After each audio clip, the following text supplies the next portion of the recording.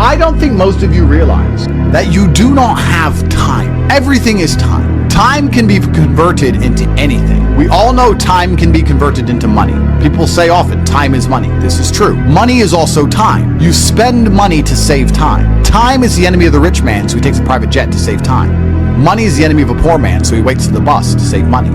But they're the same thing, money and time. So when I say you don't have time, this is something you need to remember because it's extremely important and you can apply it to most things. You do not have time to have a headache. Do you understand? I'm not saying you don't have a headache. I'm not saying your head doesn't hurt. But you don't have time for it to affect your life. You do not have the waking hours. You are being outcompeted and crushed by people who are more powerful and more connected than you'll possibly ever be. By people who know things you do not know. You do not have time to have a headache. It's simply not acceptable. How do you perform when you have headaches is a stupid question. The fact you've even framed it in that way shows that you don't understand the world. I'll give you another example. You don't have time to argue with your woman. Your woman started an argument today or yesterday, whatever, and you've been texting back and forth. You don't have time. You have things to do. There's unlimited work in the universe. You don't have time to have a headache or message girls or scroll Instagram. You don't have time for any of these things. Time is your lifeblood. It's all you've got. You can turn time into reputation. You could turn time into global fame. You could turn time into respect. You could turn time into a fantastic body. You could do anything with your time. You could choose a random embassy. You could choose a random country that you have beef with. Chile. And you could go stand outside the Chilean embassy with a sign saying, "Down with Chile," for no reason. But if you stood there every single day, after about 2 years, people would be like, who is this guy and why does he hate Chile so much? You can turn your time into anything you want. So how are you going to waste it sitting around saying, I have a headache?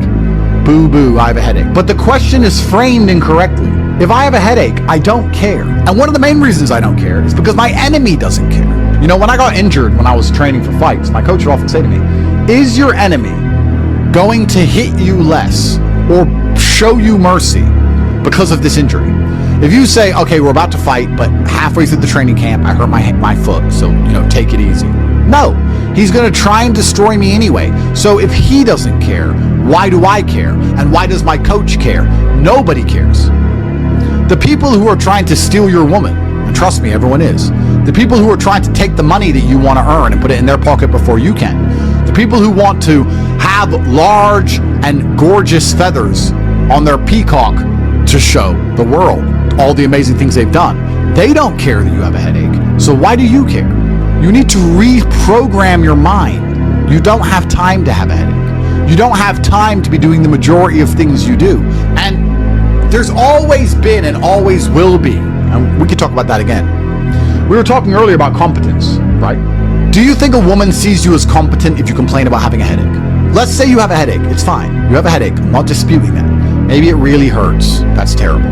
If you go, oh, I've got such a bad headache, do you think a woman looks at you and goes, yes, oh, I found the guy for me? She may not say anything. She may say, oh, do you want a pill? But really, deep down, this guy's a dickhead. I mean, if you got hit in the head with a hammer or shot in the face, fine. But why do you have a headache? From what? Scrolling TikTok. A lot of you deserve the failure you endure. The universe is very giving. I often believe, people say the world's not fair. I'd argue that karmic retributions, and in the long run, all in all, is pretty fair. Karmic retributions are real. In the end, God gives you exactly what you deserve. So if you're not happy with your life, you have to ask yourself, do you really deserve more? Have you really tried 100% of the time? Did you ignore that headache? Are you as competent as you could possibly be? Have you given 100% every time you've done anything? No. You deserve what you have. You deserve your mediocrity because you're an average person. You want a Lambo and these women and a boat and whatever else you want because you see it on Instagram, but wanting something and deserving something are very different things. If you truly deserved it, you'd be working for it in a way that ensures it would be given to you by the universe. Every single thing I've ever wanted, I have got. Maybe not instantly, maybe not easily, in fact, certainly not both. It was always difficult and it always took time, but I really wanted them, so I always got them. And I put in enough work to show God and show the universe I deserved them, so he gave them to me. I cannot remember a single time, and I state this as a matter of fact, this is not hyperbole, I cannot remember a single time I have ever decided not to do something that must be done because I had a headache, ever. It is easier if you enjoy it, because you do not struggle with lack of motivation or lack of interest. For me to say you could honestly be world champion at something you hate is a lie. You can, however, be competent at things you don't like. You can be very good at something you don't like doing. To be the best in the world, you probably have to fall in love with it. But the way you do anything is the way you do everything. And you can fall in love with the idea of being good in general. So anything I do, I don't want to be bad at. I either don't do it or I try my very best all the time to become extremely good at it. I don't see the point in doing anything and being mediocre or being bad at it. What's the point? If I'm going to speak on podcasts, I want to be good at it. Anything I'm going to do, I want to be good at. Now, you should have enough respect for yourself that you're prepared to always put in the effort to give your best 100% because it is a habit. You should always give your best to anything you do. When you pick up a video game, you should give your best. When you drive a car, you should attempt to drive as efficiently as possible, using the brake as little as possible to not waste fuel, to make sure there's no close calls, no sudden braking. Most of you are just getting in your car and driving like a jackass from point A to point B, not trying to actually go, you know what, let me drive and pretend I have the queen in the back seat and I can't even brake suddenly. And I only have a fraction of fuel. How far can I go if I very smoothly, very calmly anticipate the traffic in advance, move my car in and out of the cars so I barely have to brake, keep moving slowly and smoothly? Let me try and get good at this. The way you do anything is the way you do everything. And it is a habit to be good at things. There's nothing wrong with just being good at things. To be the best in the world, you have to love it. That's true. But you're not going to love the majority of things you do. That's not realistic. The world's not going to afford you a life where everything you do you're in love with. In fact, you're going to end up doing a whole bunch of things you don't want to do. And the life hack is, if you enjoy getting better at things, then you can be doing something you don't want to do better than you previously done it, and now you enjoy doing it because you were more competent and more capable at said task. You are now better at said task. Every single thing I approach with vigor because I like being good at things. And that's not because I'm arrogant. That's because I have enough respect for myself, and more importantly, I have enough respect for the people I love to know that I need to be good at things. When my children, or when my women, or my family, or my people who rely on me, my brothers, anybody comes to me expecting me to do something for them, I need to have enough respect for them to know that I'm good at what they ask me to do. And if I don't know what they want me to do, or I'm not particularly good at it, I'm at least good at learning. You can become good at learning so that you learn things faster. Good at concentrating. Good at taking a scenario seriously. These are all basic life skills that go along with bravery. That's going to put you in a competitive bracket amongst the masculine realm which exists today, because most people can't even focus. Most people can't even focus or try hard at anything. So to answer the question, can you become world champion without loving boxing? No, you can't become the best in the world. However, you can become very good at it because you can have enough discipline to ensure that you go to training, and you can make sure that you're the kind of person who, if you're going to go to training, you're going to try your best. Guys, you're going to go to training for an hour. Whether you try hard or don't try hard, you're going to spend an hour in the boxing gym. There is no reason to not try. That is a learned habit. And what you often find with people who need to be motivated into things, because they're not disciplined enough to do things and not disciplined enough to do things properly, they'll go and say, I went to boxing training, as if that's all that it's about. It's not about going to the training. It's about trying hard in the training. It's about giving it your all. It's about dedicating yourself. You're going to give an hour up anyway. There's no reason to not try. Most people go through their entire adult life without trying 100% hardly ever. Think about it. Even when you go to the gym, you don't try 100%. You try 60%, 70%. You don't try 100% at home. What do you try 100% with? Do you really try 100% with work? Are you really moving that mouse as quickly as you possibly can? No, you're not trying. So you have people who have gone through life and are going through life without even giving 100% of what they've got ever. And it's interesting because we're entering the most competitive period of human history. So you need to get very good at everything you do, all of the time. You'll learn a lot of lessons about psychology in the boxing ring. Now, they're not related, technically. One's exercise, one's the psychology of people. But you'll learn in the fight ring, you'll learn that you're not tired when you're winning. You're tired when you're losing. That once you start to win, you get to find unlimited energy from the universe from somewhere, and you just continue to push forward, no matter how hard it is. Winning is easy. It's trying to turn it around when you're losing that is difficult. You take this lesson from boxing and you apply it to everything else in life. You apply it to money and say, once I start to make money, I know I will have endless motivation to keep making money. It's just hard to make money in the first place. It's hard to get over that hurdle, but once I get going, it's easy. It's a positive reinforcement loop. It's a spiral upwards into infinity. It's a tornado that takes you to the promised land. So to have that unique psychological conclusion, that unique psychological input, you had to become good at boxing. So it's very important that you're good at everything you do, all of the time. Don't do it if you're not going to try. But you don't want people to learn bad habits. But it's a bad habit to coast. It's a bad habit to spend time and waste it. It's a bad habit to go, I tried, I went, I didn't give it my all, but at least I went. You see this kind of cope online all the time. Yeah, at least I went. It's going that matters. That's not true. It's trying that matters. So you see this kind of cope. Yeah, well, I didn't feel like going to the gym, but I went and just had a light session. Why? You went anyway, so why did you have a light session? If you're gonna go, do it. If you're gonna do it right. There's no point in half doing anything. You may as well have not done it at all. So this idea you can coast through things, this idea you can lazily try or pretend to try or just showing up counts, I dispute all of that absolutely. You give 100% of your heart, soul, and vigor to anything you do, and it becomes a habit so that it's all you know how to do.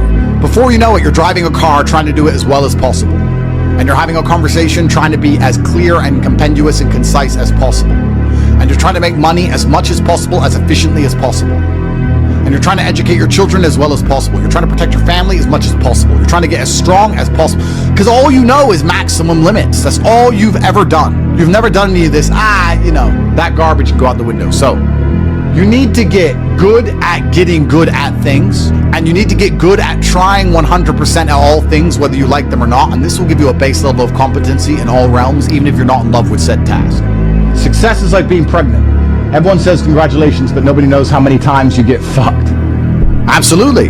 But that's the beauty of success, right? Because all the times you get fucked teach you the lessons you need to be successful in the first place. You would never be successful without getting screwed over. And also, you wouldn't be happy with your success without getting screwed over. The reason you appreciate that woman who's so good to you, who you trust with all your heart, who's loyal to you, is because that other woman cheated on you. If you had never seen a terrible, narcissistic, cheating woman, you wouldn't appreciate a good, kind-hearted one. There's no light without dark.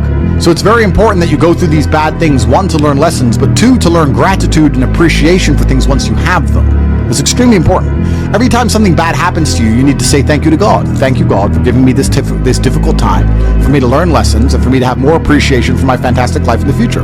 That's how you should approach life. And especially success is exactly the same way. The lessons you'll learn failing along the way will ensure that when you get to the top, you can keep it. It's difficult to think of a scenario where being brave would be a negative mindset for you to be able to tap into, because bravery affords new options you haven't previously considered. If you're a coward, you don't have certain options on the chessboard because you simply don't have the bravery to make X moves.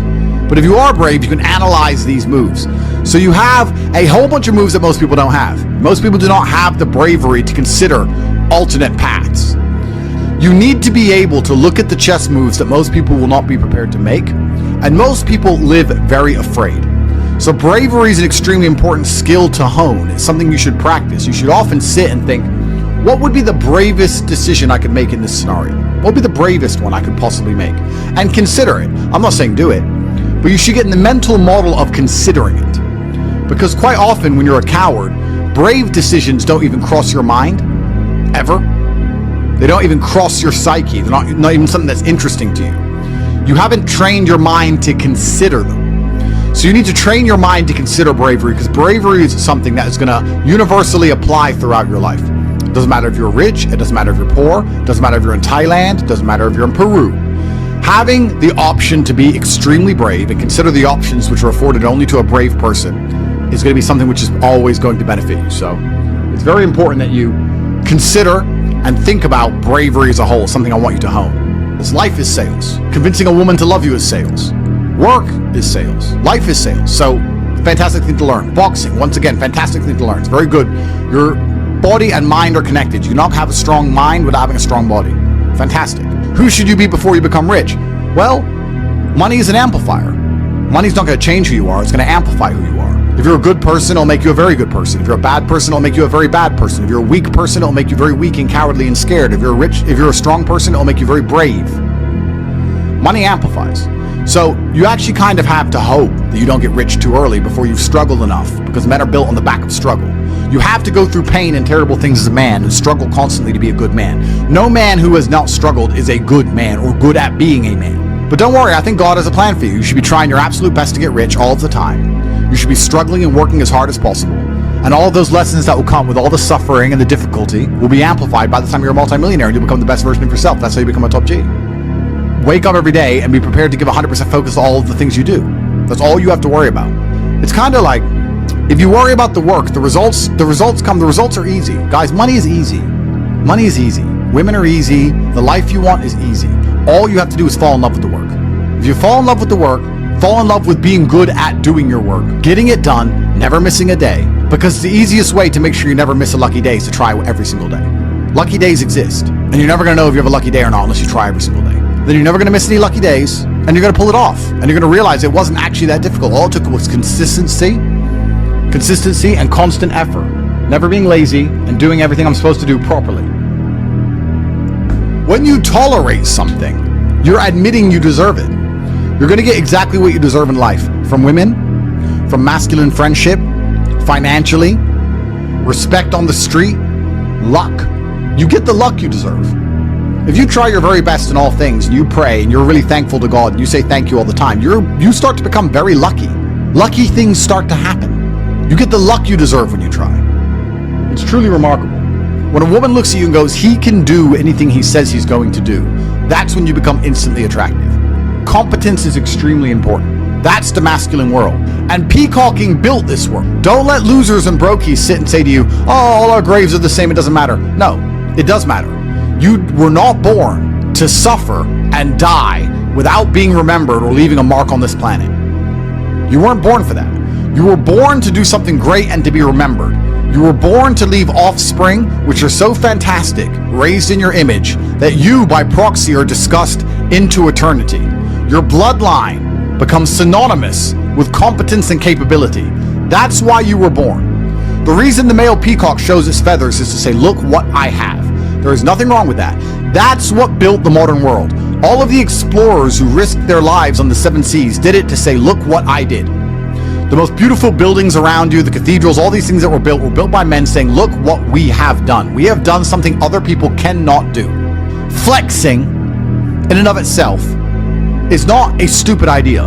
It's actually a biological norm amongst men. Don't be confused. You don't want to flex asininities. You want to flex capabilities. You want to flex competence. You want to flex, look what I can do, which others cannot do. And respect often lies on the other side of fear. If there's a decision that everybody's afraid to do, but you do it, that is what's going to get you respected by your peers. But masculine brotherhood has been the basis of keeping you accountable. It's very easy for you to become the best version of yourself if all the men around you are pushing you all of the time. And they're ensuring that they are being their best selves, which is constantly pushing and striving towards successes. This is what you're supposed to do. You always have. This is why even boxers, although they fight alone, they train as part of a camp with other boxers. You're always pushing yourself all of the time. That's the primary objective of masculinity, is to leave your mark on the world. And it's easiest to do that if you have brothers behind you who are pushing you to be your best self. I don't know how to keep that fire going. What should I do? This is a really interesting question, actually, because it amazes me that so many people in the world still today, even though we have instant access via social media to the truly successful, believe anything they've done matters. So you've made 100 grand. You're still poor. That's nothing. That is nothing. 100 grand is nothing. It is my cigar bill for a month. It's nothing. You've changed nothing. You've achieved nothing. You need to compare yourself always and constantly to somebody who is outperforming you. You need to stop being so happy with yourself for these tiny little successes. This is what they teach inside of common pop psychology classes. Yeah, and take the small success and be happy with it and put little milestones and reward yourself for achieving the little milestone. No, that's not what you should do. The point is, the fact you could have a little tiny success and quit shows that there's something wrong with your mentality and your firmware in the first place. You don't know what success is. I don't consider myself successful. So how can you consider yourself successful enough to not work? All I do is work. I work 7 days a week, 18 hours a day, every single day, never missed a day, headache or not, ever. So I don't understand this mindset. And you see a lot of people do it, right? They'll say, oh yeah, I had a really great week and I made some money and now I'm in Costa Rica. You're never going to win that way. People often say to the extremely wealthy people, why do you work all the time? All you do is work. If I was as rich as you, I'd just go on holidays. Not understanding that the kind of person who goes on holidays when they have money is not the kind of person who becomes truly rich. The kind of people who become truly rich are the people who work every day no matter what. Which is why all of the people who are truly rich are workaholics, because it's the only way to really get there. You can get to a certain point once you're a trillionaire, you're Jeff Bezos or whatever, that you can take some days off. I'm not saying that, but the point I'm making is you need to fall in love with being happy with yourself for how hard you've dedicated yourself to a task. That needs to be more satisfying to you than relaxing. Relaxing is probably the most boring thing you can possibly say for me to do. Say, Andrew, do you want to go relax? I'd say, what do I do, stare at a wall? That sounds terrible. Nothing is worse than relaxing. I don't want to relax. I want to work. That's all I want to do is work. Because if I work and I achieve things, I feel good inside. I got something done. I feel good. I feel happy. If I just relax, nothing's been achieved, so I don't see the point of it. It doesn't even relax me. In fact, it makes me very anxious. So then I feel more stressed than if I was just doing the work in the first place, which is why relaxing is impossible for me. And he said, well, it sounds like you have an anxiety disorder. If it's a disorder that allows me to constantly work all of the time and never be happy unless all of my work is complete, thank God I have it, because if I didn't have this disorder, I'd be a normal jackass like you. Guys, time is running out for a chance to win. It truly is. You guys are truly running out of time. It's very important that you get your act together quickly. So if you want to call it anxiety disorder, then get one. Don't be talking about headaches. Don't be talking about working. Don't be arguing with women. You have things to do, right? It doesn't matter if you have a headache or not. You must work.